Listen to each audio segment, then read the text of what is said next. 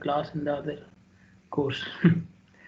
Anyways, so we were discussing warrants basically, right?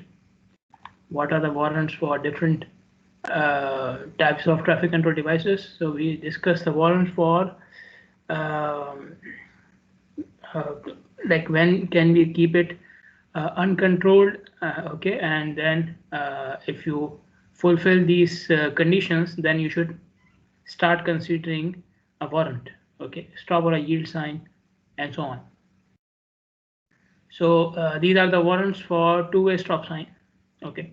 And when you put a two-way stop sign, then you need to check the sight distance criteria as well, okay, for the stop sign. Okay, fine. So in the sight distance criteria, we had you had to again fix DA. Okay, so DA was fixed as 18 plus distance, clearance distance. What was clearance distance? Distance from the stop line to the collision point. Distance from the stop line to the collision point.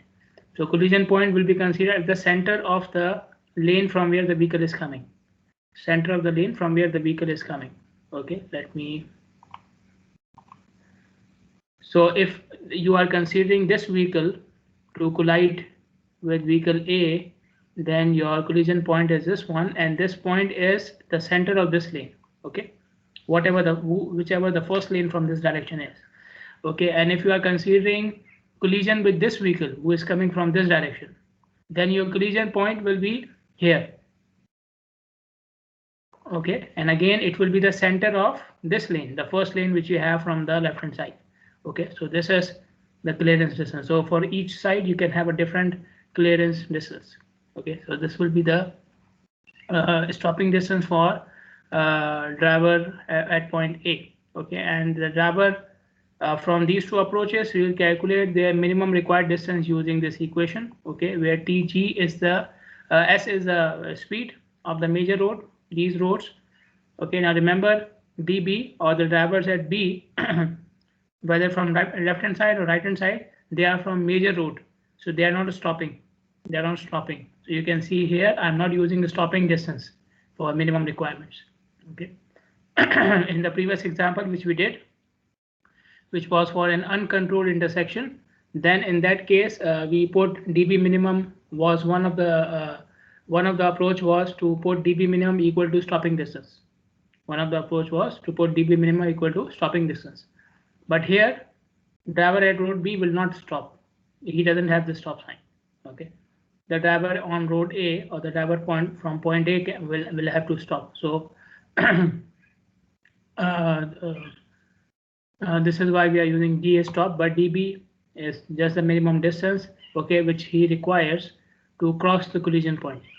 And TG is the gap, okay. TG is the gap. I already explained to you in the previous chapter what do we mean by gap.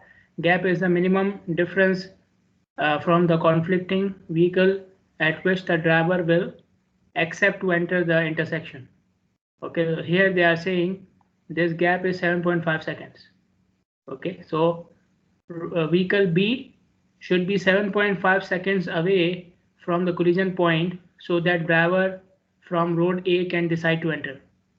This is what they are saying.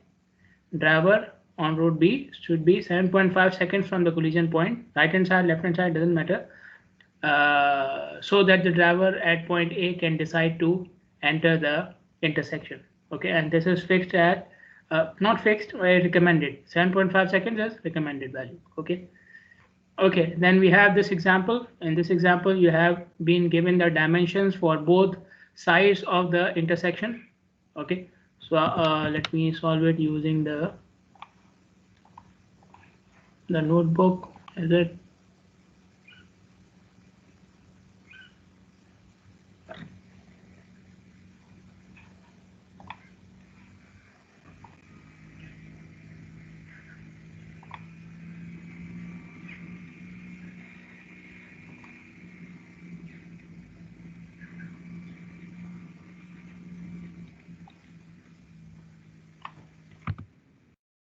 Okay, so first of all I will calculate DA stop.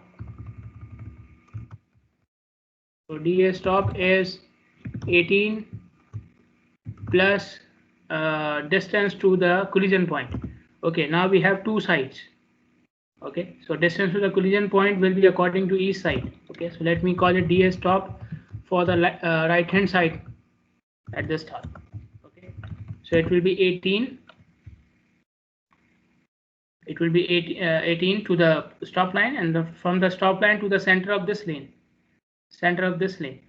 Okay, let me take the figure over there.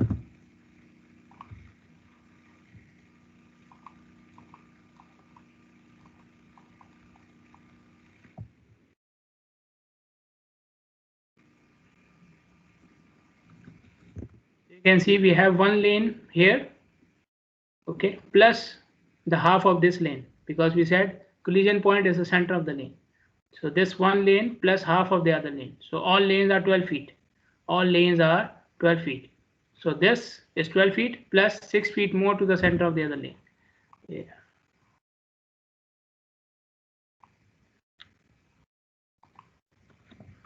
Okay, so 18 plus 18. Why 18? Because 12 plus 6. Okay, let me write it in this manner. Okay, 18 plus 18 is 36 feet. Okay, so dA stop for the right hand side is 36 feet. Okay, then dA stop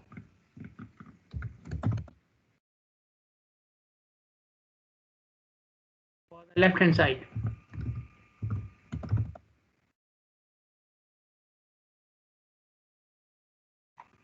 Okay, so you see here from the stop line. Okay, now we don't have any other lane. This is the immediate lane. Okay, so only half of this lane. Okay, so 18, which is a constant from the equation. Okay, so you always add 18. 18 is 8 feet from the driver eye to the front of the vehicle, and from the front of the vehicle to the stop line. Okay, this is 18 feet. So this will remain as it is. The only thing from the stop line to the collision point, that will keep on changing. So from the stop line to the collision point, we have only 6 feet more. The center of this lane. This is the immediate lane. There's no lanes between them. So we have 6 feet more. So 18 plus 6. Okay, so this is 24 feet. Okay, so this is the value of dA for us. Now we will calculate dB minimum for each side. Okay, for each side, and obviously it will remain the same, because dB minimum depends upon the speed and gap. The speed for this road is same, and gap is also, we will take the recommended value. So dB minimum, okay, is 1.47 into speed 40 miles per hour given, okay, and gap recommended 7.5 seconds. Give me this value.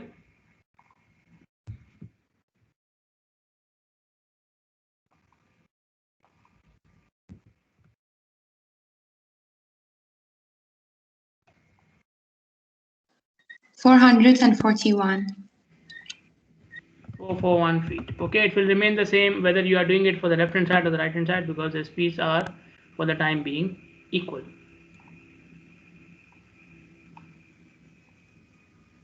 Okay, then like we did in the side distance problem of the intersection, we need to check if dB minimum is equal to dB actual.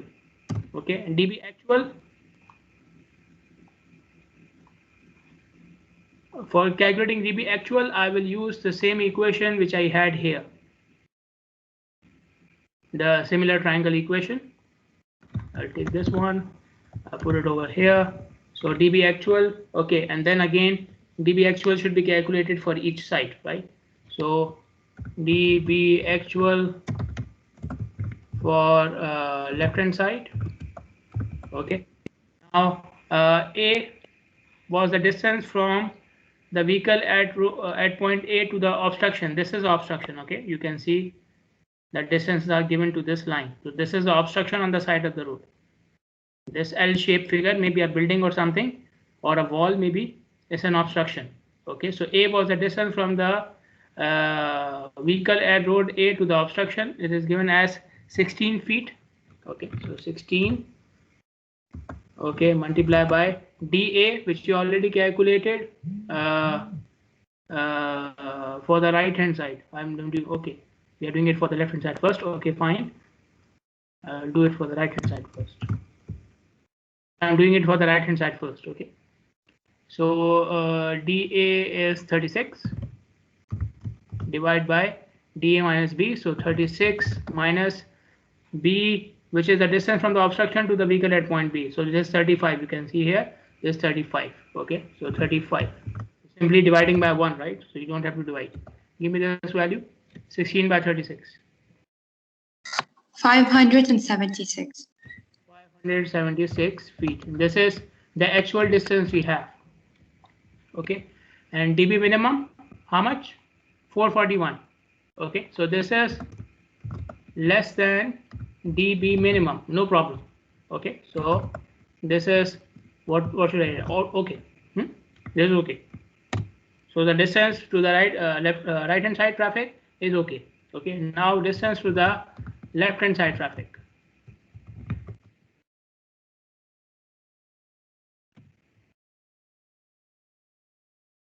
So now, Doctor, shouldn't it be 576 is greater than dB minimum? Oh, sorry, yes. Sorry. So actual is more than minimum. Okay, this is okay. Actual is more than minimum, so this is okay. Okay, so now we have again. So now I will take A, since I'm doing it for the left hand side. So I will take A from the vehicle at road A to the obstruction on the left hand side of the road. So you can see here now this is 36.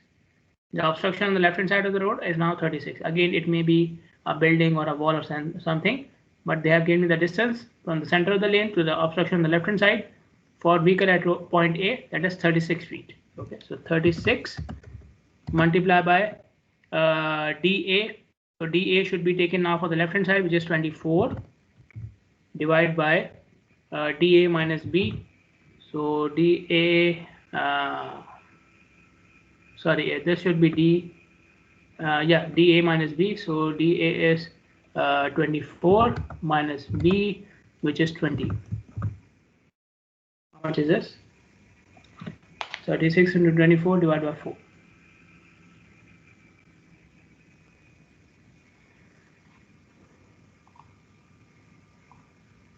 216. 216. Okay. Now this is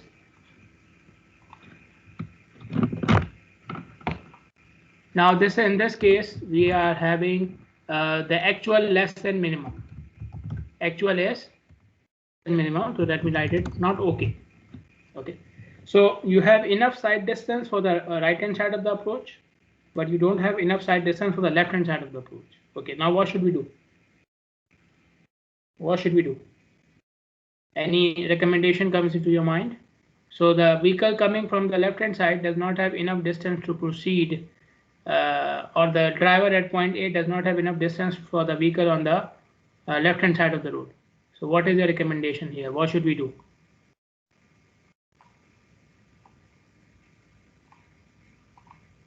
Anyone? We have to put a stop sign? No, there is a stop sign for who?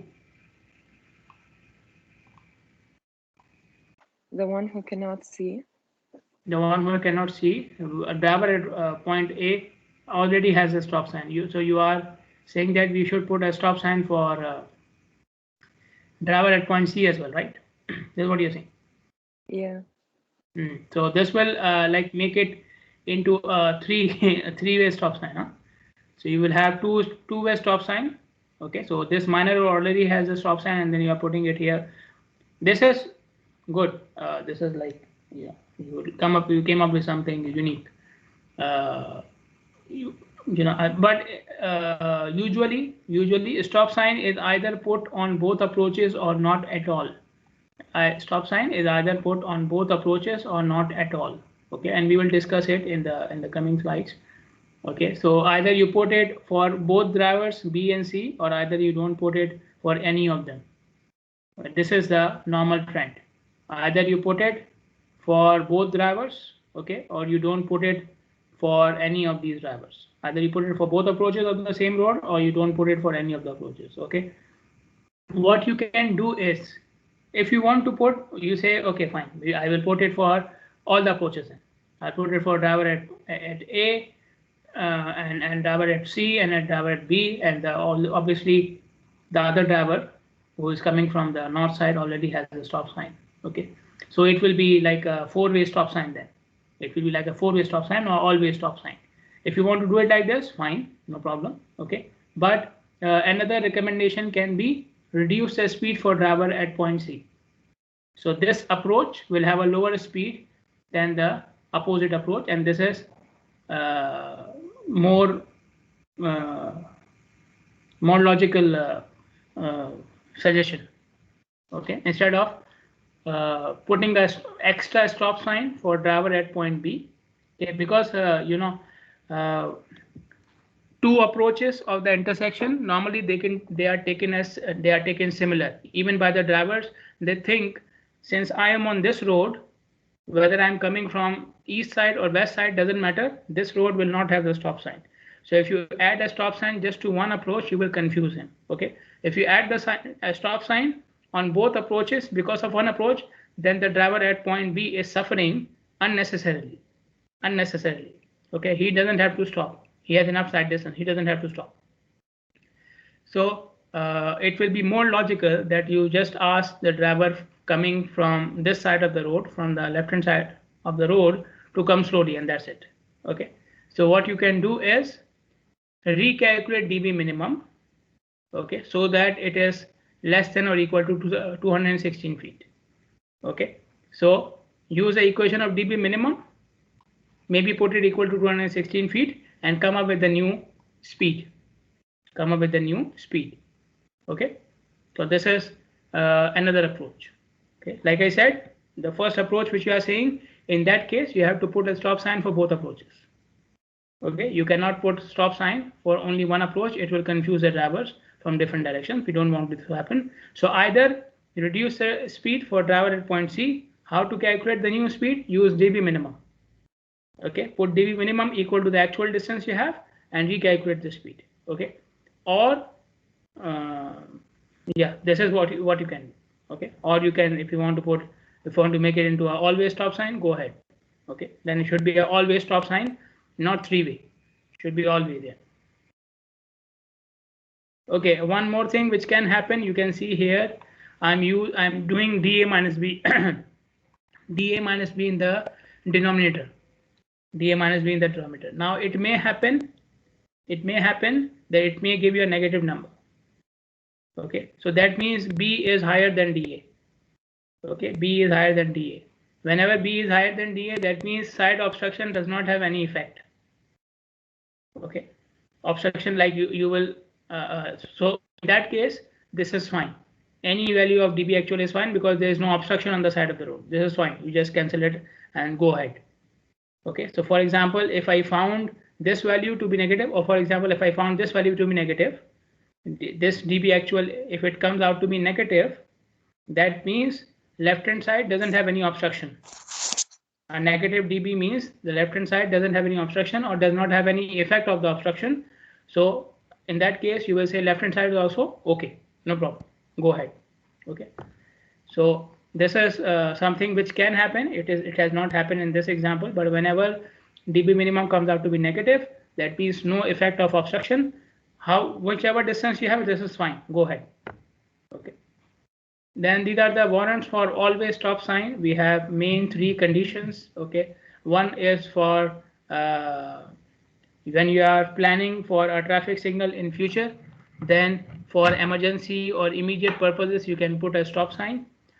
Second is if you have 5 or more crashes in a 12-month period, which can be corrected by a multi-way stop sign. So these crashes are basically because of the turning, right and left hand collisions. So if you have right and left hand collisions, then a stop sign can reduce it. Okay, because right and left hand collision happen. Why? Because you are this driver and somebody else is coming from this side, and you both enter the intersection at the same time and you collide. Okay, or you were turning right. Okay, and this driver came and he collided with you. Okay, or you were turning left and this side driver came and he collided with you. So whenever you have this right turning and left turning accidents where two drivers met each other from different directions, this is an indication that if you put a stop sign, these collisions can be reduced. Okay. So right turning, left turning collisions as well as right angle collision. So this is a right angle collision, the one in the middle. This is a right turning collision. Okay, and if it happens like this, you are turning left, and somebody collided from here. This is left turning. Okay, so this is right turning. This one. This is right angle. Okay, so keep in mind, right turning is with a vehicle which is turning right. Right angle is mainly between the vehicles who are going straight, but they collided at right angle. So right angle is something different. Right turning is something different. Right turning is when the vehicle was actually turning right. So left turning is when the vehicle is actually turning left. And right angle means both vehicles were going straight, but they met at a right angle, perpendicular. See here, this one is a right angle. Okay, so these types of crashes can be avoided if you have a stop sign. Can be. Okay, obviously you have to check them. So if you have crashes like this, 5 or more crashes like this in one air period, then you can consider putting a multiple stop sign. Okay. Then we have volume requirements. Volume requirements are that the major street approaches, both of them combined, have a volume of 300 vehicles per hour for any 8 hours of the day, minimum 300 vehicles per hour. So you have 8 hours of the day in which both approaches of the major road does not have volume below 300 vehicles per hour. Any of the 8 hours, the volume does not go below 300, both approaches combined. Or for the minor road, the minimum volume for the minor road, you have vehicle, pedestrians plus bicyclist combined. Okay, so in the major road we are only considering vehicle volume. On the minor road you will consider vehicle, pedestrians and bicyclists combined.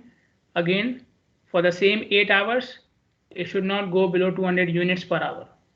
Okay, so 200 units may mean 150 vehicles, 20 pedestrians, 30 bicyclists. So again, it is 200. We are fine. You meet 200 combined. This is fine. Okay, with an average delay of 30 seconds per vehicle in the highest hour. Average delay of at least 30 seconds per vehicle in the highest hour. Okay, so you meet condition 1 and 2. So that means you are satisfying the minimum volume. You can put a multi-way stop sign. Okay, you have to meet condition 1 and 2 both to satisfy the minimum volume requirement. Okay, and then we have a relaxation in condition 3, part 3 of condition C. The relaxation is major road speed, 85th percentile of major road speed. If it goes above 40 miles per hour, then these requirements can be relaxed by 70%. These two requirements, the volume requirements, can be relaxed by 30%. So 30% means, or you have to meet them 70%. Okay, so instead of having 300 vehicles per hour, if you have 210, 70% of 300 is 210. I think so. Is it? No, I'm not sure. How much is 70% of 300? Tell me. 210. 210. Yeah, sorry. So 210. If you meet at least 210, and the major road speed is exceeding 40 miles per hour, 85th percentile speed of major road exceeds 40 miles per hour, you are meeting this condition.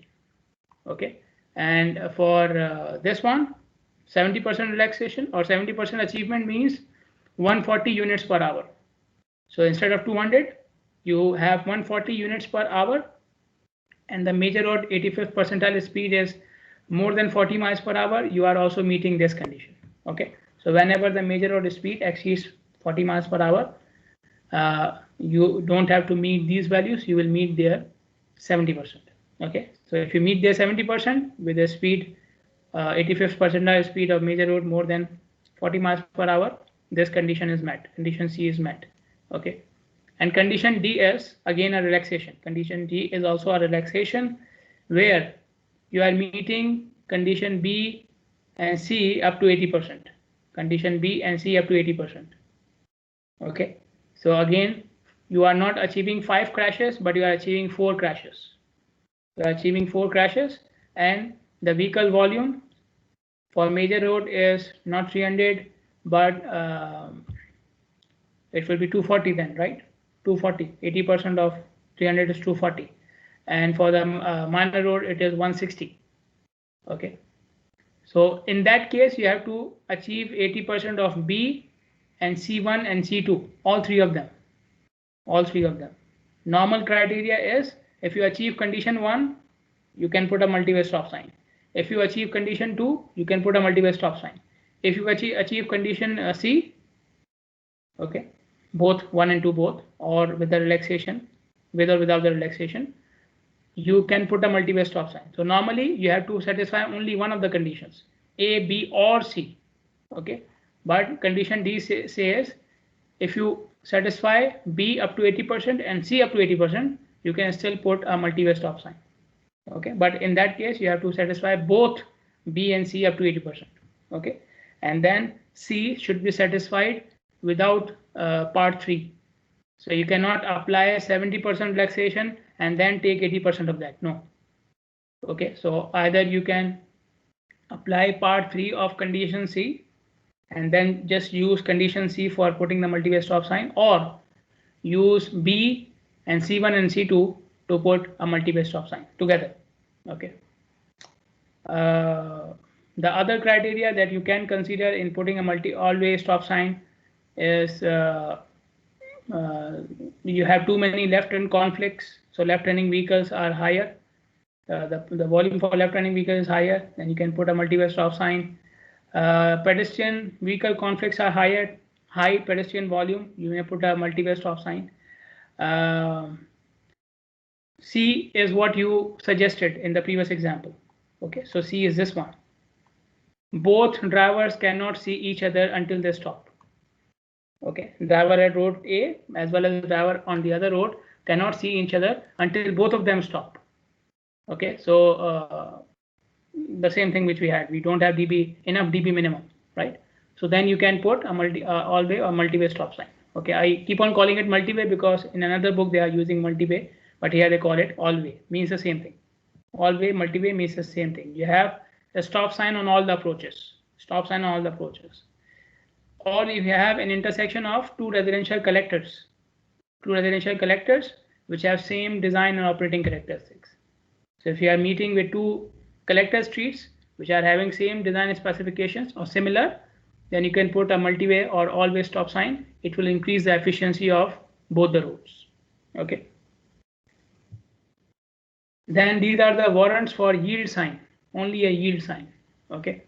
So a yield sign, as I told you earlier as well, is a default for entrance of the roundabouts. For entrance of the roundabouts, yield sign is a default. So you must have seen at the entry points of the roundabout, they don't use a stop line. They use this dotted line. This dotted line is a marking for yield sign. Okay, broken line or dotted line at the entrance of the intersection is an indication of a yield or give way sign. Yield or give way means the same thing. So wherever you have entrance of a roundabout, there is a default yield sign there. Okay, there's no rule for that. Roundabout, entrance, a yield sign. But yield sign should not be at the circulatory roadway. Okay, so yield sign is just for entering the roundabout. Give way or yield sign is just for entering the roundabout, not for vehicles which are going around the circle, right? There's no yield sign for them. There's no sign for them. There's no sign for them. Okay, so they will circulate and they will exit from wherever they want. There's no yield sign or stop sign for them. Okay, so on the roundabout, drivers entering have a give way or yield sign. Drivers who are circulating don't have anything. Okay, they are the priority. They don't have anything. So where should we use the yield sign? You should use a yield sign where you do not have enough. I'm trying to explain condition A here. You should use a yield sign where you feel there is not enough sight distance, so you cannot keep it uncontrolled. You have to put a yield sign. You have to put some sign there, but you do not fulfill the conditions of a stop sign. Got it? So you cannot keep the intersection uncontrolled. Okay, so we have already discussed the conditions for uncontrolled.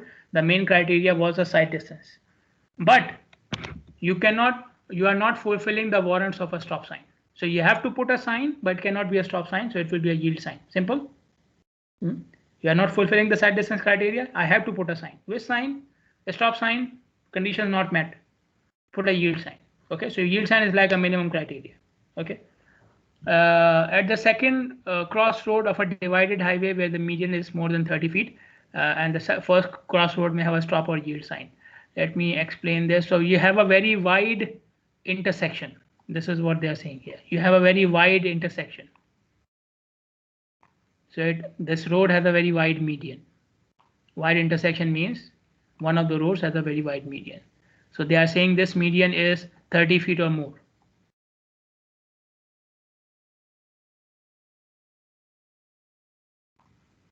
This median is 30 feet or more. So they are saying you can put a yield sign or a yield. This driver will come from this direction, right? From this side. So this driver can have a yield line here. He can stop here. Okay, so he will come to this side to the median and he can stop here and then he can move whenever this side is empty, like pedestrians, right? Like pedestrians do. Okay. So you can have an extra yield sign here. Okay, like not here, like on the median. Okay.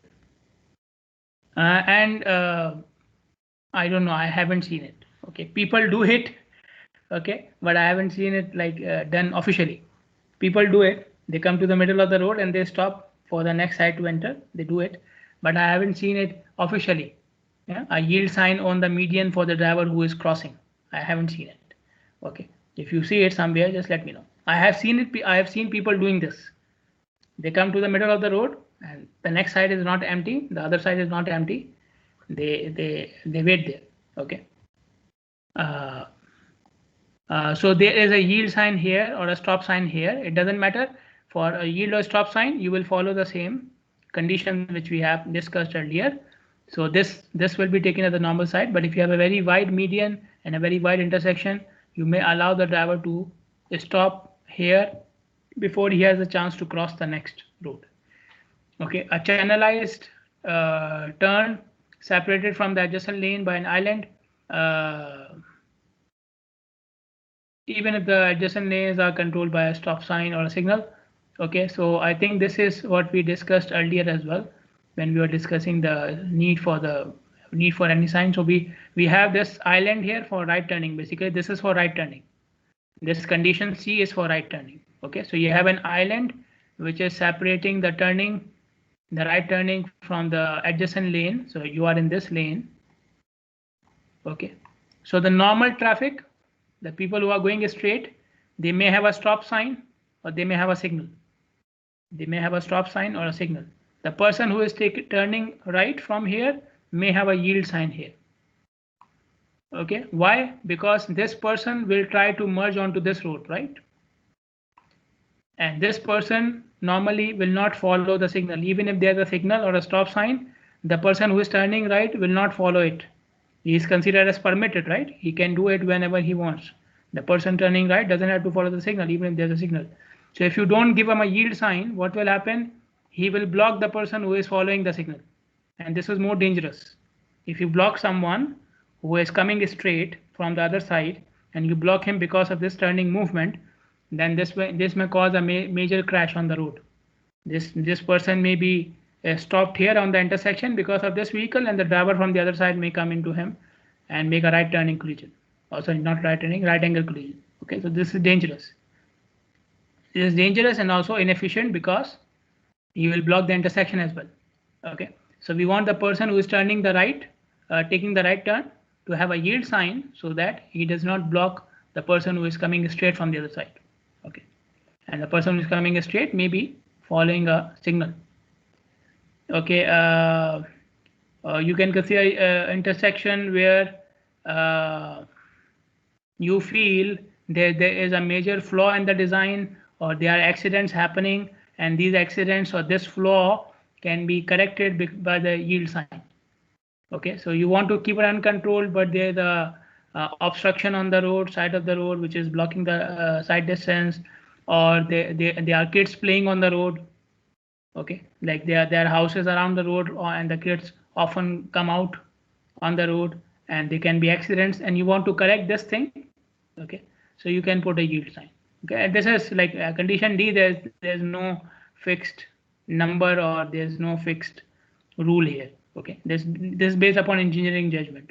Okay, you feel something is on the side of the road or on that intersection, and if the drivers come slowly with a yield or a give way sign, this thing can be corrected. Go ahead. Okay. Then condition, the last condition is for a ramp. This is for a ramp. You can see merge segment. They are mentioning the merge movement. So we already discussed the merge movement in the last topic. Merge happens with an on ramp when you're coming from an on ramp onto the highway. So on ramps usually have a yield sign. Sometimes they have a stop sign as well. Most commonly they have a yield sign, give a sign. Okay, so drivers who are coming out from the ramp, they will have a yield sign, and again the reason is the same, the one which I discussed here. If you don't give a yield sign to this driver, they will block the highway. Okay, so we have a highway here, and this driver will try to enter the highway. Okay, and if he enters without any sign or without any control, he will block the main freeway. He will block the main highway or the main freeway, which we don't want. It will make it interrupted, right? It will make it interrupted. So we don't want the freeway to be interrupted. We will put a yield sign for the ramp. So the ramp will become interrupted, but the freeway will remain uninterrupted. Okay, so this last condition is for the ramp. Okay, and obviously, this may be required because of not having enough side distance. Okay. Okay, now we will discuss signalized intersection. I will discuss the warrants of signalized intersection at the end. I will discuss the warrants of signalized intersection at the end, because I feel we should have some idea about the terminologies of the signals before we discuss the warrants. Okay, so warrants for signals are still remaining. Okay, keep it in mind. So how does signals operate? They alternate the flow of conflicting movements. So if you have conflicting movements, they cannot enter the intersection at the same time. They have alternative times, right? They will have alternative times. They are mainly installed for operational reasons or safety reasons. Operational reasons meaning the delay is too high with the other control devices. The delay is too high, becoming too high. Okay, or safety reasons meaning the crashes are becoming too high. Okay, and you are not able to control it using the other control devices. Okay, so either the delay is getting too high, which will be because of the volume, or the number of accidents are becoming too high, which can also be a function of the volume.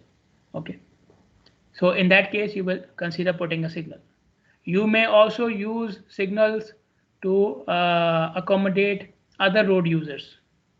Okay, not only vehicles but other road users, for example pedestrians and bicyclists. And you can also consider putting signals for controlling the conflict between private vehicles and other modes of transit like buses and these things.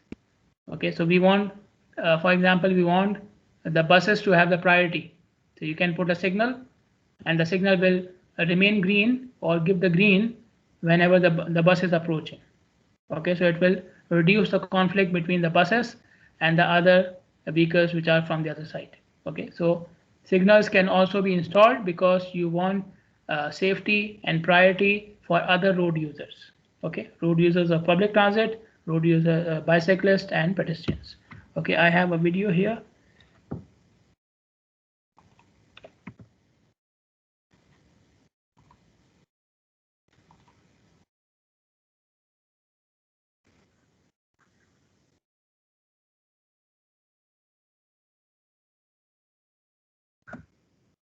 I think you cannot listen to the sound, right? Let me share the screen.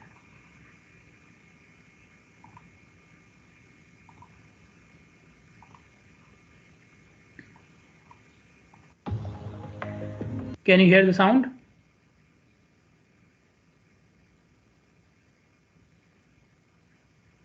Tell me, can you hear the sound? Yes. Okay. A signal light with a white vertical bar on a black background allows transit buses to proceed before other traffic. The transit priority signal is always accompanied by a steady red light. Only public transit buses may proceed when the transit priority signal is shown. All other vehicles must remain stopped. Okay, so this is for transit priority. Okay, this is to show you how to give the transit priority. Signals can be of different types. You can have pre-timed, actuated, and fully actuated, coordinated, and fully actuated.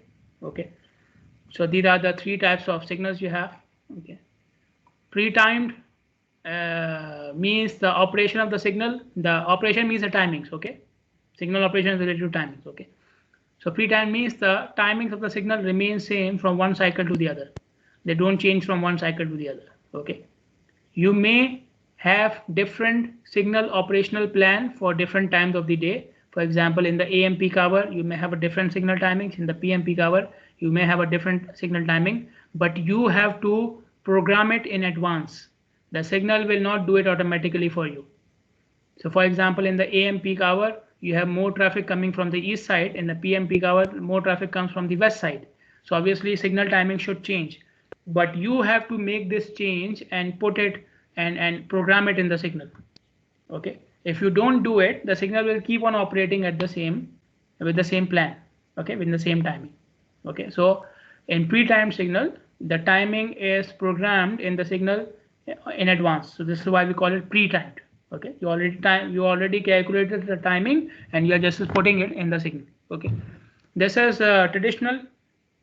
Okay, obviously without any technology involved for the timing, you are doing it, and this is considered the first type of signals that were used. Okay, this is considered inefficient in many situations because it cannot react to traffic fluctuations. So whatever timing you have programmed into it, it will work according to that. And if there's any fluctuation in traffic on that day, on that time, it will not have any effect on the signal timing.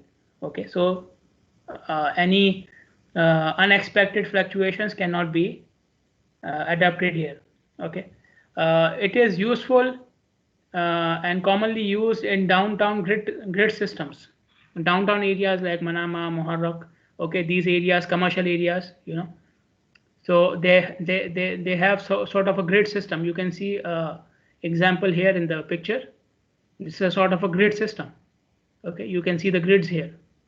So they have very short streets. Basically, the grid system is like you have parallel streets on which intersections are very near to each other.